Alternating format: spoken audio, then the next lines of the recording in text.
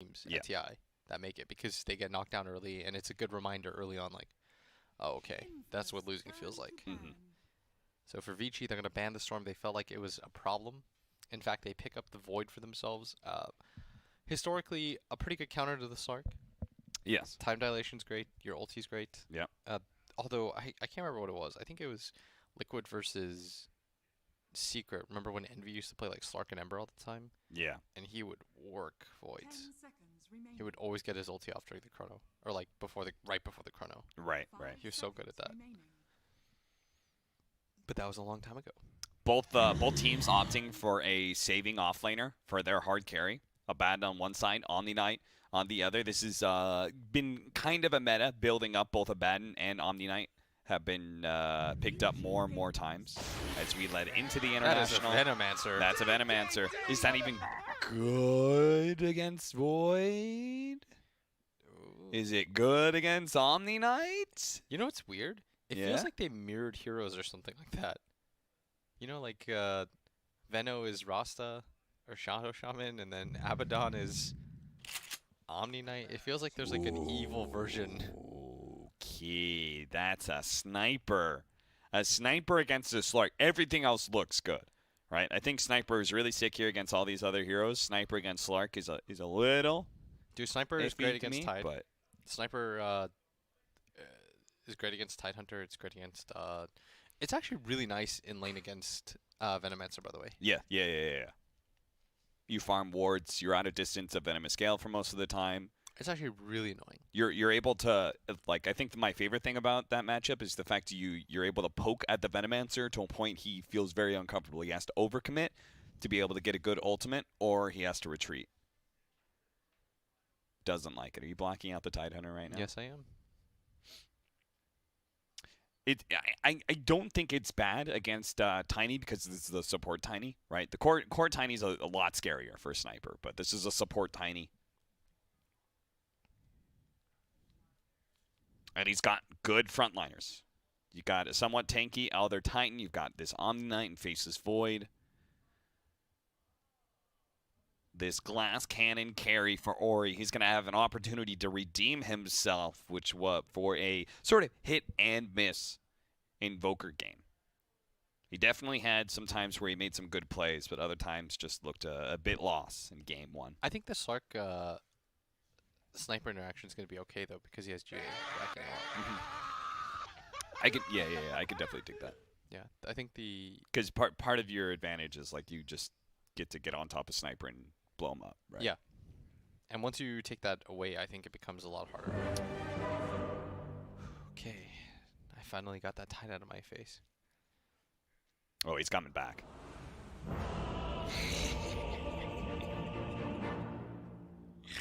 He's adorable, man. It genuinely, you should, okay, next time I'm going to borrow somebody's, like, you know, like whatever watch, Fitbit or whatever, that tracks, like, your heart rate. And you're going to see mine spike, like, you're going to genuinely see mine spike through the roof. And you're going to know that I'm not trolling. If you guys think that Blitz is overreacting, Blitz is not. This is not the first nor last instance of relatively tame things bothering him. I don't know what it is. It just freaks me out. You're an easily freaked out startled person. Am I? You're a sensitive soul. When it comes to specific things. I mean, certain Never things forget Captain America. Oh yeah, that really bothered me, that movie. You know this, Griff? I'm terrified in like loud or scary movies. So I went to go see Captain America Winter Soldier with Purge, and during the entire time I had my ears covered. And Purge is like, "What are you doing? Why are you doing that?" And I was like, "It just, you know, the violence bothers me. The violence of Captain America, Winter Soldier. Sure, that was a darker Captain America, but it was still at the end of the day Captain America movie. Dude, I was like the only one that audibly gasped when, spoiler alert, Nick Fury got shot. Oh, my bad. 5 seconds. I'm pretty sure that's like, I think once like 3 years passes, I don't have to say spoiler alert. Let me just tell you guys what happens in the Titanic. Spoiler alert. Spoiler alert. That poor iceberg. Yeah. Let me tell you, any historical thing, like, if I spoil the movie Valkyrie with Tom Cruise, you know, like, Will they get him? yeah, I'm gonna tell you right now. Any The man with historical the thing- mustache. Are they gonna get him? All right, here we go. As Ori enters the lane, it's actually gonna be Ori against Okay. Slark mid. This is the second time that we've seen Second Infamous in an awkward laning situation It's put because the they didn't Slark want mid Venno against Sniper. instead of the traditional matchup. They didn't want the Venno in that matchup. Last time it was who did they dodge? Brood. Yeah, but what would have been their mid instead? It would have been crap. Life Sealer. It goes to show their concept of like really making sure that Hector has. Actually, I think they were gonna do Slark mid no matter what. Yeah, Looking I at think maybe that, they did. looking at their picks. Yeah. Well, I guess like I imagine that any hero that is really going to dumpster Slark in their head will lose to Venomancer, right? So Yeah. it almost doesn't matter what the last pick is. If they have this planned out, which is obviously new to us, but seeing it in action, it does kind of seem to work. Dude, Ori is crushing him right now. Yeah, he's missing a lot of CS. No, Ori's straight up denying him. Yeah. No, I Just- I mean, he's not gonna. He has no pounce. Yeah. Although I don't even know if going Essence shift is the play. yeah, that doesn't really do When is the anything in your sniper lane, gonna but- get hit? Get that? He's gonna eat the ward. Sniper does not have great base damage at the start. No. But I guess neither does Slark because he stat seals against people. He's still 9 damage up. Right? Oh boy. He's just getting pinged non-stop. Hit, hit, hit, hit, hit. And I mean, Chris Luck's saying like he's pinging back. He's like, guys, this guy's ruining me right now. This was not a good idea, guys. It worked for the Broodmother, but it's not working now. But Yang is going to have a tougher lane as a result, though.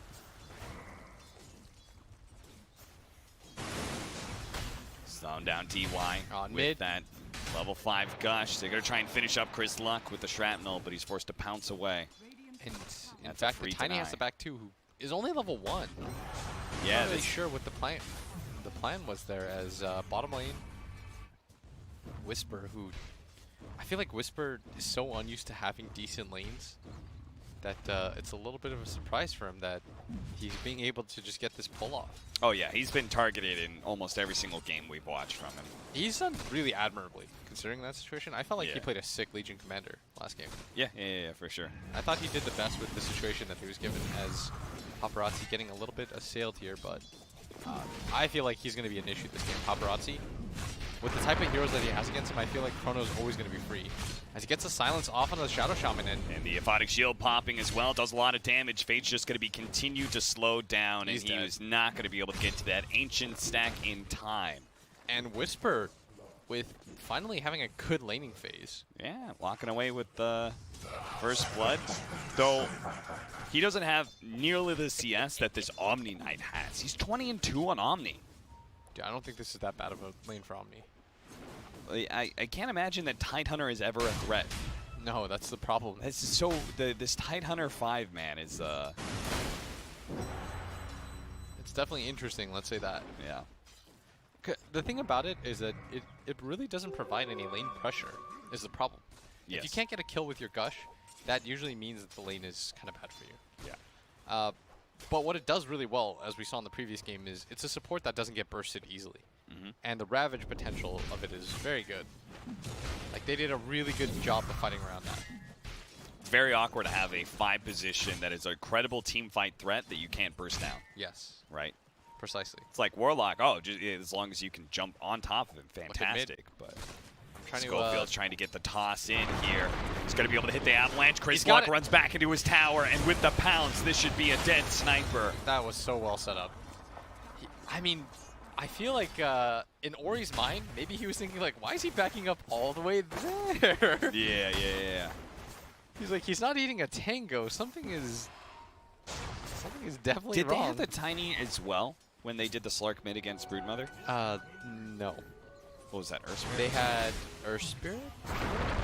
Avalanche is going to be able to hit a stun. He does have a heal, though, but it may not be enough with the toss back, and Hector just laying shot after shot into him. Dude, Schofield's been a monster this tournament so far. Yeah, Schofield's... I mean, these Tinies, man, the boots first Tinies that are just running around tossing people.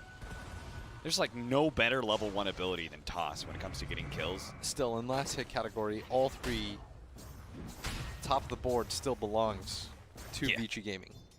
Yeah, the hero kills may be all infamous right now at 3-0, but they only have a very shallow net worth lead because of the CS game.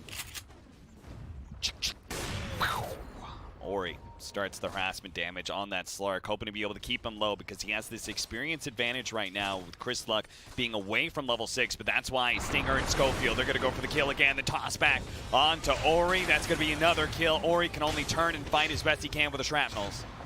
And if you saw right there, they were trying to leave it for the Slark, and then they realized we're taking too much damage. Yeah. Furiously started hitting the sniper. Also, because they shared it 3 ways, that experience is not that much. Chris Luck is still a bit from level 6. Should get it with this creep wave potentially, as in mid lane, the Shaman has that 2nd level of the Shackle. They're pinging right now. They really want to kill this Slark before he hits level 6. I think the sniper is going to TP in right away and try and go for the assassination. They're going to try and shove him out of lane. And they might actually kill him. Oh, he got the level 6! Oh. Yeah, those creeps just died just in time. That was like a quarter of a second as he was backing out. Yeah. Gets the level for it. But, you know, them's the breaks as... see a replay of that moment in a sec. Is Siege Wagon does die, so this mid tower is no longer under assault. And the downside for this Slark is he still only has 19 CS. Like, his net worth cap is... Okay, look at it right there. Yeah, just 1 creep died, barely pushed him over the edge to 6. Quickly levels it up. I will say, though, if you look at the net worth, the sniper is still 700 in front of the Slark. Yeah. The sheer CS difference is still so significant as Vici finally get on the board. What that usually tells me is that one team is overplaying, if that makes sense. Like their net worth is, or their kill score is deceiving. Yes. If they start losing out on kills, then they're actually just going to immediately get behind, because it means that one side has an easier way of CSing than the other.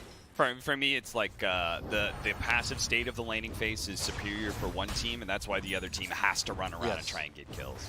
So this 4-1 score, you know, Vici's still fine. Yeah. It just looks worse than it is. Hector. I'm interested to see how FarmView's going to get on this Venomancer, because he's far ahead in CS for the start, but Paparazzi wants to be able to hunt him down nice and early. He's going to be able to get him too with a Chronosphere. Doesn't really even need kill. the bash. Hector just let himself get a bit too low. Paparazzi saw the opportunity to invade. Yeah, the gold lead's still very, very slightly in favor, but that'll change here in a second.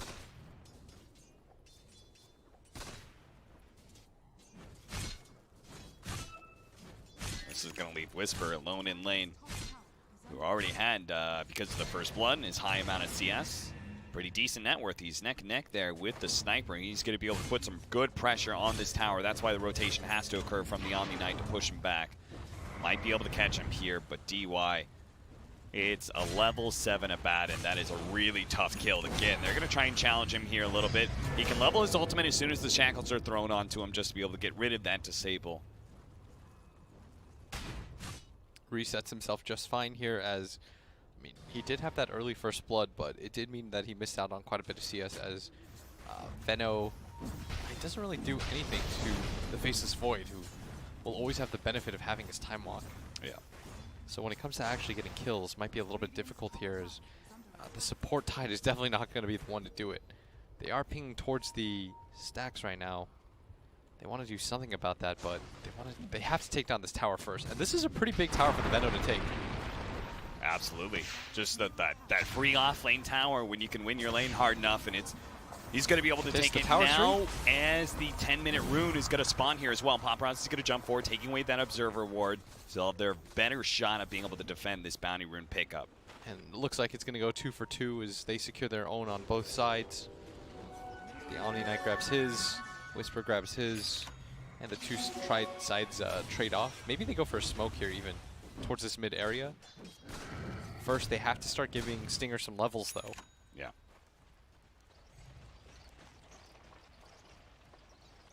Body blocking it up. Just a little bit just to make sure he doesn't have to be as far forward. But Schofield's on the hunt right now. The last remnants of his haste rune fade away.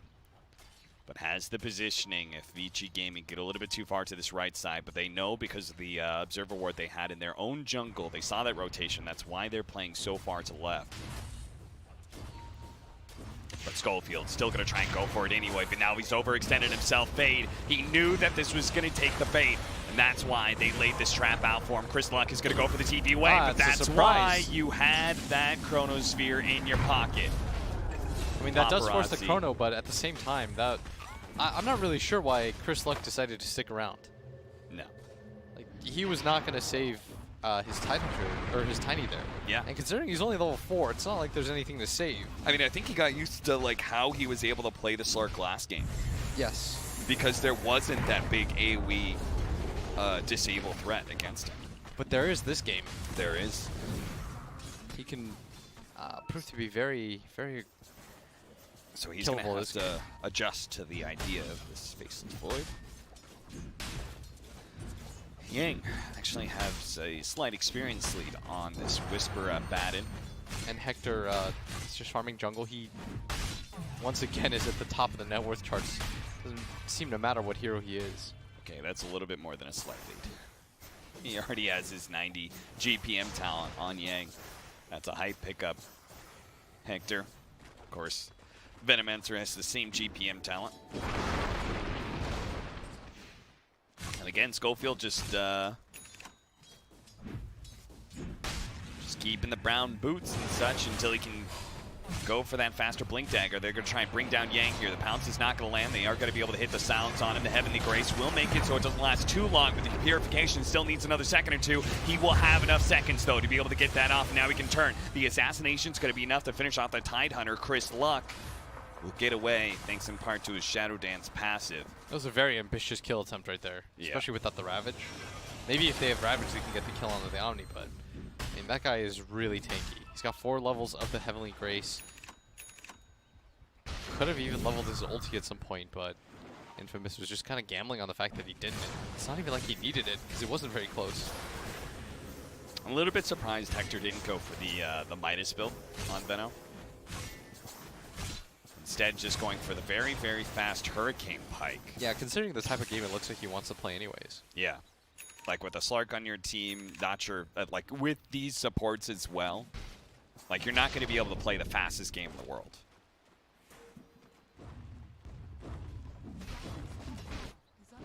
Paparazzi trying to finish up his Maelstrom by taking this tier 1 tower atop. Whisper putting the same pressure on the opposite side of the map. But it's only Infamous who are thinking about defending their tower right now with Schofield in the neighborhood. If he has the right kind of opening, his team could rotate for him. But I think he got spotted, and as a result, he's saying, they got information, I'm not committing. You guys just go for tier 2. That's just what they're going to do. Top tower being traded out. They're just going to let it fall, and they're going to continue their assault in this bottom lane. This TP is going to come through. The Void is also coming in. If they're going to find anybody, it's going to be this Venomancer, who does have the Force Staff available. Force Staff's away. Paparazzi doesn't use the Chronosphere. A good read by him. That was not the good time to use it. Especially with the Naban behind him. That Venom would have been really tough to bring down, even if he did catch him. Curious enough, for once, Infamous don't have Midas on any of their cores. Yeah. DY going to be chased away through this mid lane. He's going to try and go for the stomp and will manage to get, of course, the Dark Pact. Instantly takes off that stun, and the Slark by himself will finish off the Ear Splitter. It's going to do a lot of damage. Stinger, it's going to be saved a bit of it from the Aphotic Shield, but there's just too much from Ori, who headshot after headshot. Now he's going to force out the borrowed time from Whisper as well. Ori does so much damage. If he's able to just hit from the backline, both the cores now have the Maelstrom, and this Slark, I mean, he was in a dangerous position, but Void actually got hit by the creep. Oh, the ancient creep? Yeah, the crawler actually prevented this kill. No. So instead, he's going to go for Whisper because they know he used his borrowed time just now. And he picked up the bounty rune for that. He was left with 1 HP. Whisper was trying to cast his shield. Maybe better serve trying to get the mist coil off to get the deny, but unfortunately neither for him. As a much better situation right now is, I mean, they're leading by 1k gold. They have ways to get kills on these cores.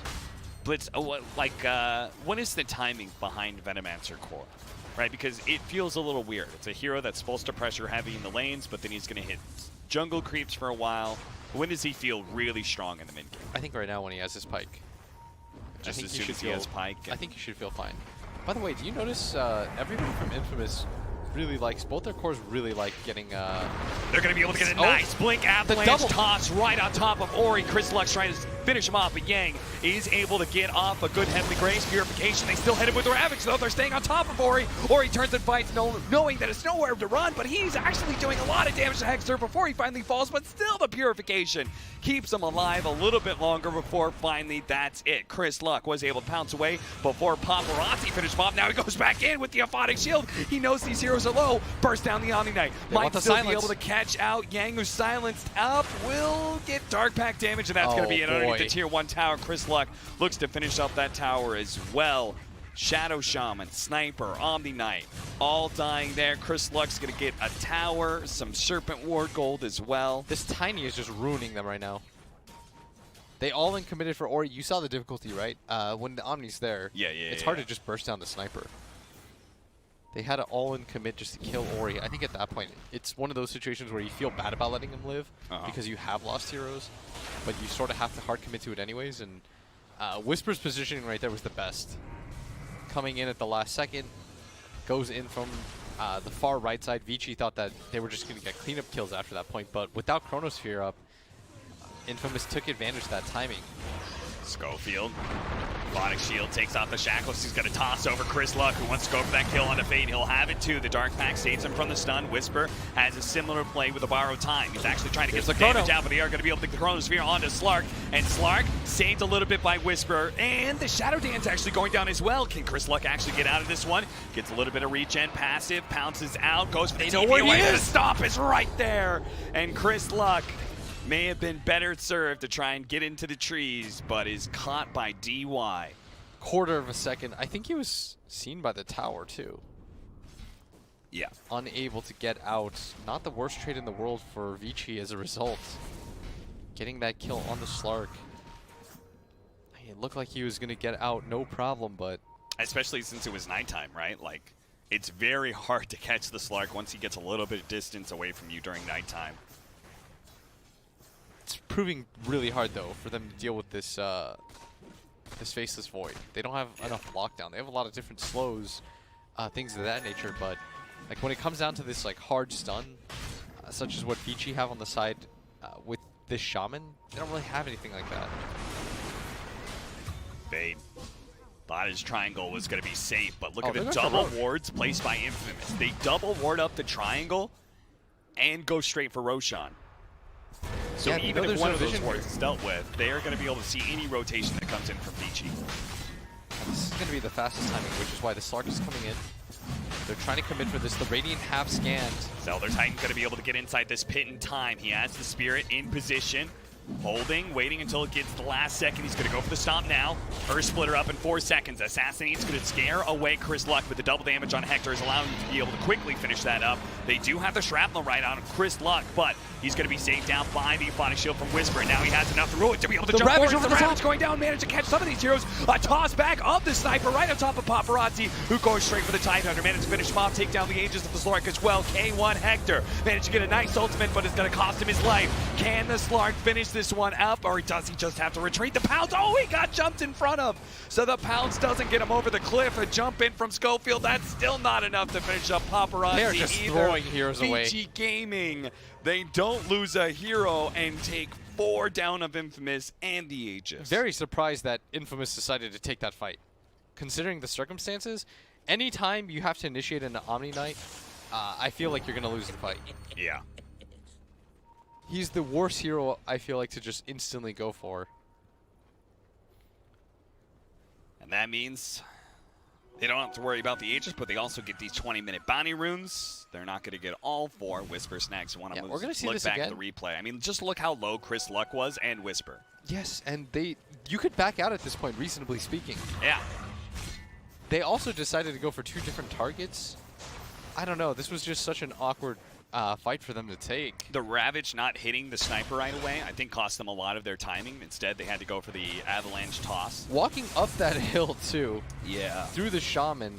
The Shaman, Shrapnel, there's like so much AoE control in that. And they didn't have Chronos here, which is maybe part of the reason that Infamous wanted to take the fight. It only came up at the last second of that team fight, but they didn't need it. I will tell you every time, if you decide to go for that Omni Knight, he's going to make you pay. Yang was very glad at how that fight started. Yeah. He's got Pipe working on Mech, a full sustained lineup. He knows he doesn't have to do a drop of damage in a fight. Well, actually, he took the 90 damage talent, which I'm a little bit surprised, honestly. He doesn't have to do a drop of damage, Scriff. But he doesn't, right? I mean, look at. He's got a Void and a Sniper. Look at his item build. Nah, he's Like, going to whack. Don't you just get it 35 experience and push for a faster level 25? He's going to hit. Look at this. Oh, last hit. Damn. This guy's good. He took it away from Ori. This guy's good. trying to carry right now. This guy's good. Hector going to be caught. No spells will be cast against the Shadow Shaman. Does get the Hurricane Pike off, but again, they're going to struggle to deal with this Void or this Omni Knight. Technically, Hurricane Pike is not a spell. Very true. I think it's much easier for Vici to win in this game. Yeah, for sure, right? For sure. I think Infamous has to outplay. Despite like the 1K difference, I think that the actual team fights should be a lot easier for Vici to play. There's going to have to be some trickery on the side of Infamous. Can you win late game on Infamous? Or not can, but like, what's the percentage of you winning late game? I think it's really low, right? I think so too. As Tiny's going to get spotted here. Fade, this Blink Dagger is beginning to be quite the menace. They do have the last shot coming in onto Schofield, surrounded by the Serpent Wards. He's trying to get out of there. Whisper is not sure how much he can really help his homie right now. Schofield, if he survived long enough, the Aphotic Shield, the toss back as well, coming in from behind. Chris Luck needs to get out, though. They quickly turn onto the Slurk. Can they keep the vision on him? He managed to get the Shadow Dance up. His allies have regen up off the Shrine, but Chris Luck's just trying to get out of vision and keep that Shadow Dance regen working for him. He's going to TP away, and the rest of his team has to do the same, but unfortunately, Hector's going to be left behind as a Chronosphere has caught him. Can Whisper save him? He's already given him the Solar Crest, a little bit of Mist-Coil, Aphotic Shield action, but it's still not enough. Paparazzi, as well as Ori, do too much damage. Schofield and Hector both fall. I'll tell you the majority of the issue is that they have such a hard time starting fights. Yeah. Whereas for Vici, it's really straightforward for them to be able to take fights. That's why the only fights that looked good was that window where Schofield had just picked up Blink Dagger. Yes. But now the fights look terrible because Vici are just starting them every time, and their 2 cores are too tanky to take down easily. So Ori's just in the front or in the back line hitting away while his team's able to soak up all that attention. Yeah. So they can't ever get to the back line with the sniper. And there's no easy way for them to just like burst like they did in the previous game. In the previous game, the big difference here is that they had a Storm. The Storm was able to begin the fights for them, get to the back line immediately, cause chaos. In this situation, it's very different. But a BKB soon for the Sniper, so he won't have a whole lot of fear if he's quick with the fingers. Then this Tiny's initiation, much of the Venomancer is negated as well. Just like going to run away from that ward right now. Man, Fade is making this game impossible for Infamous. The amount of initiations he found in that one fight alone. Yeah.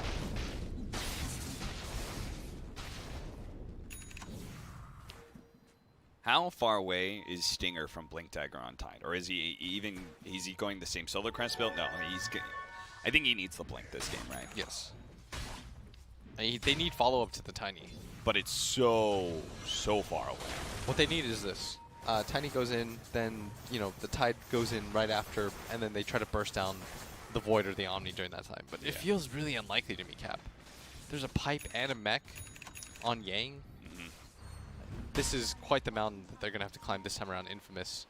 And the unfortunate part is what this game might have looked like if they hadn't thrown that Roche fight. Oh, yeah. Schofield, Chris Luck, and Whisper. this 3-man kill combo, almost bring down Yang, but now the rest of the team is here. They have the Chronosphere as well as the Shackle lockling down these heroes. The Tiny might be the first of all. Chris Luck, they really want to bring him down. That's why the assassination is there to finish him off. Whisper, the only way to walk away with the borrowed time, but Hector's going to be slowed down by the shrapnel. Ori poking at him, pecking at him, while the rest of the team is going to be able to clean up Whisper as well. Nobody of Infamous who is in this fight is going to walk away free. He's going to get beat down right now. Does have that Lincoln's, but it really doesn't feel like it matters. No. This Shadow Shaman initiation way too strong. The counter initiation of the Void Chrono is a little bit too big too, and the Omni Knight doesn't even die during that time. I think every time they go on the Omni, they're going to find nothing but disappointment waiting for them. Yeah.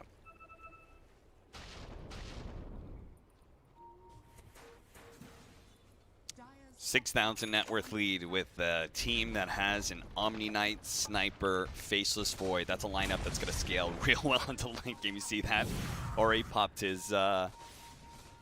What's the ability called that increases his range? The active of it? Take aim. He popped it and took the last hit on that tier 2 from like 2,000 units. You were the one that told me that there was an active. No, you were dumbfounded. You're like, what? Stinger. He's got Ravage, but the team isn't here to follow that up.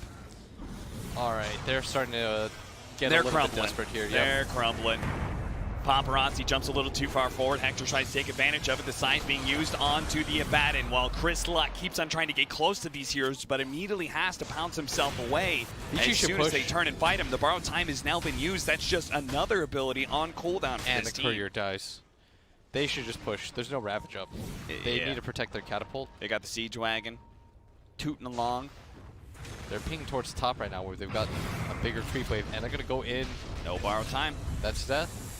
They have a buyback on the Abaddon.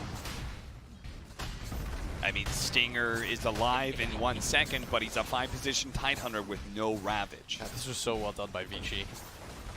And they are just taking advantage of the fact that there's no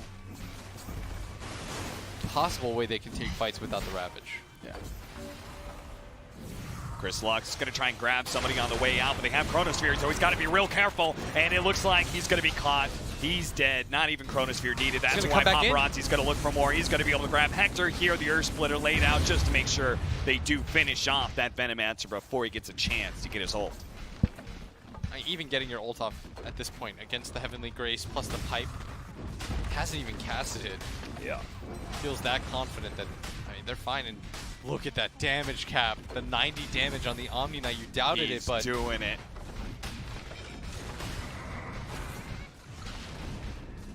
What was that Hex?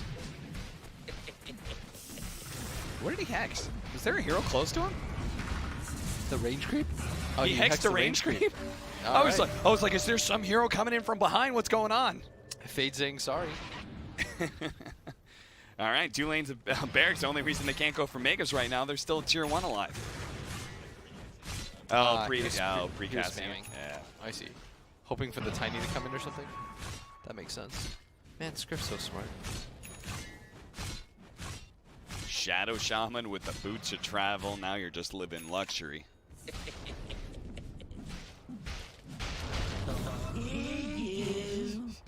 Taunt all you want, Chris Luck, but I don't know if Vici Gaming is going to be stumbling into any errors this game. They are looking like a very clean machine.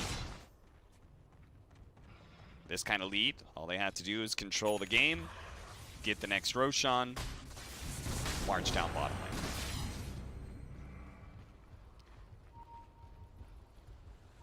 I haven't even seen them use many smokes, so I'm sure they have plenty available to them, right? So, why isn't there a smoke counter? What? Come on, ever since they did the shop change, you know, where it's like you just click on the shop and there's like a billion smokes. Yeah, it's like ever since they took it away, it's like, it actually makes life really hard as a caster. Yeah, because you have no idea how many times. Yeah.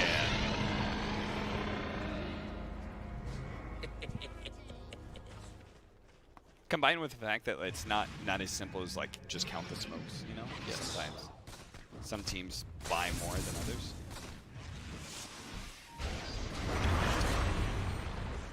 Hey, Carry of Infamous is dead. He's dead, so is Schofield. This is rough. This one's real rough. I think they forgot what enabled this this Tide Tiny though. It's the ability for them to like follow up with their cores, and they weren't able to do that at all this game. Plus, Venomancer as a one, at least in this game, felt very underwhelming. Yeah, Venomancer looks super weak this game. I wasn't a huge fan of it when it was first picked, but then the sniper it just made it look really bad. And Chronosphere before the Ravage can actually go out, so that is going to be buybacks either forced out of Infamous. Oh my lord. Or they're just going to call it here. Yeah, Paparazzi say, sure, take game one, but did you Fountain Farm? Because that's what I'm trying to do right now. Vici Gaming are going to be repelled, pushed back. Vici are trying to remind everybody, last game didn't happen. Yeah. See how much we're dumpstering Infamous? This was a 2-0. Yeah. We beat them so bad that it feels like they lost 2 games. Whisper's going to die with no buyback. Infamous just trying to hold Crystalux, making his big commitment, and then it's instantly countered by the Omni Knight. They're going to call it. It has not been a game for quite some time. As it gets to 21K as the lead. Vici is going to right the ship a little bit. That was the kind of game that they needed. I mean, Blitz, you said, hey, any team can take a best of 1.